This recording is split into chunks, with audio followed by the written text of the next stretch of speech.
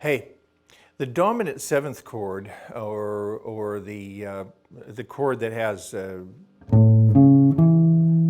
three-note major triad with a minor seven on top, right? Or well, it can be voiced in any way you like. I just want to be clear: the dominant seventh is spelled with a major triad and a minor seventh.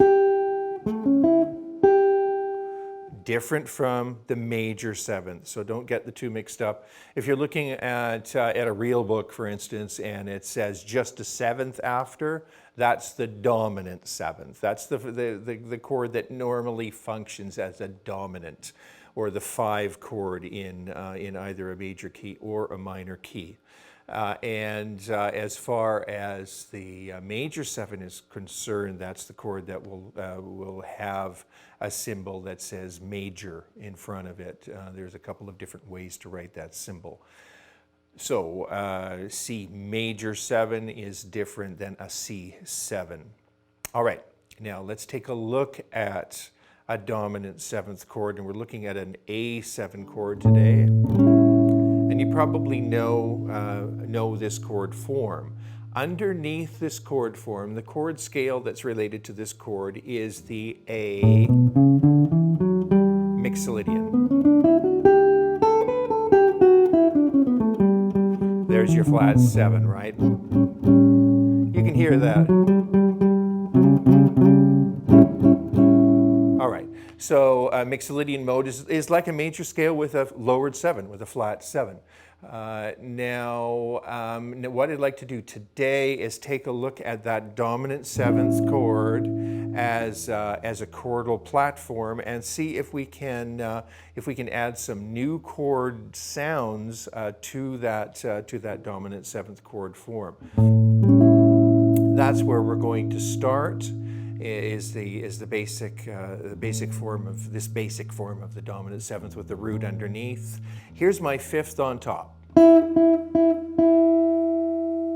Dominant sevenths typically alter in the jazz style. Typically alter the 5. The 5 can either go up to make it augmented. That's one right there. Or the 5 can go down to make it a flat 5. That's a pretty funky sound there. All right, so now our chordal platform becomes G7, G7 with an augmented 5, or G7 with a flat 5. Now my fingers are flopping all over the place in my left hand, but that doesn't detract from the fact that I'm only moving from here to here, or from here to here, right?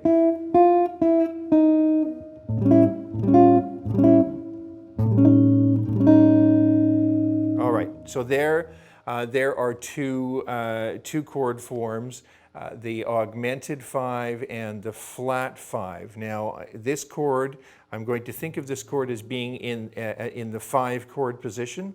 So this chord relates to where this chord wants to go, is to the 1 chord, in this case in the key of D.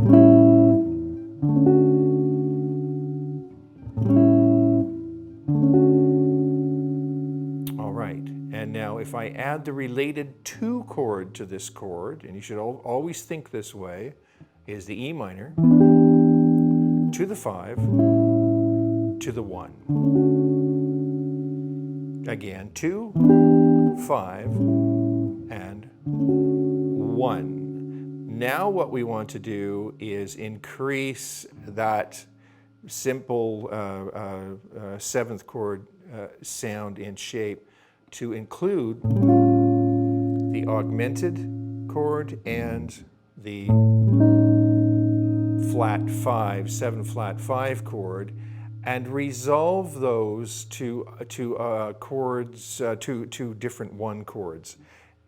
Now, in a previous lesson, you may want to check that lesson out, we've taken the 1 chord and we created a few different chords from that single platform. Major 7, major 9, different major 9, and 6/9. And we're going to use those 4 chords as examples of chords that we will resolve to as the one chord. Now let's just take the first example.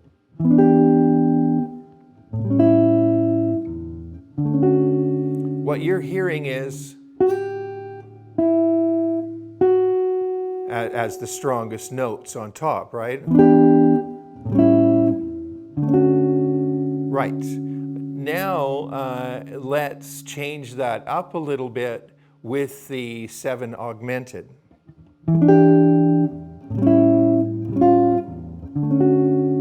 Let's slow that down. 2, 3, 4, 1, 2, 3, 4, 2, 3. Now all of a sudden our line has expanded from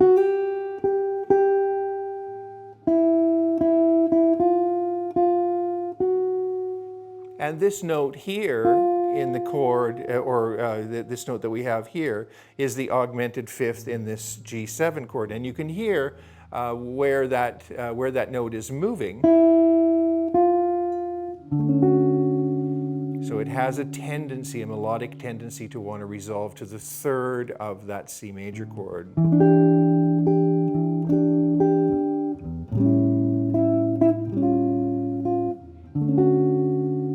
Cool. Now let's add an alternate chord for our one chord. Let's go to this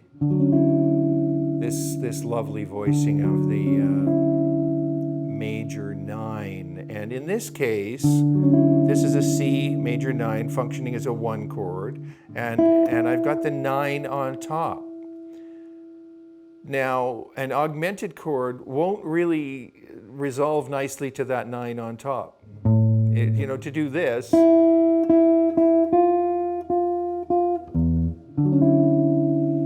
right, it's sort of deceptive, it's sort of counterintuitive. Yes, but what if we use the flat, the 7 with the flat 5, and just to use that only? Check this out.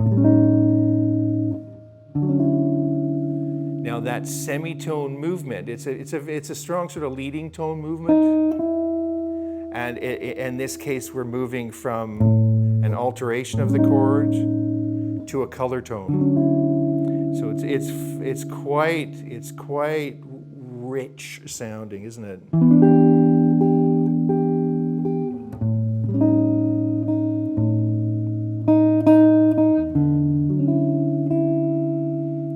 But still, I've got 2, 5, 1. Except I'm using so many,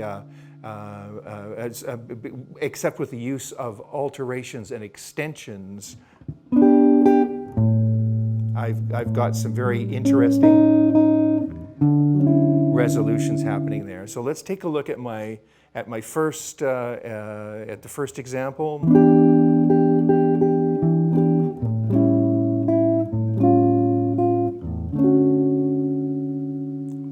Great with the augmented. Second example.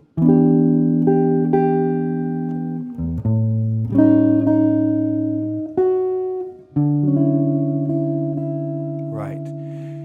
So work on that a little bit. Remember that what scales you have below these chords, and we'll look at altered scales that imply this dominant 7th alteration, this look at a dominant 7th alteration, we'll look at scales that imply those alterations as well. So, but right now, just take only those 2 chords, the augmented 5th and the flat 5, and get them resolving to the 1 chord.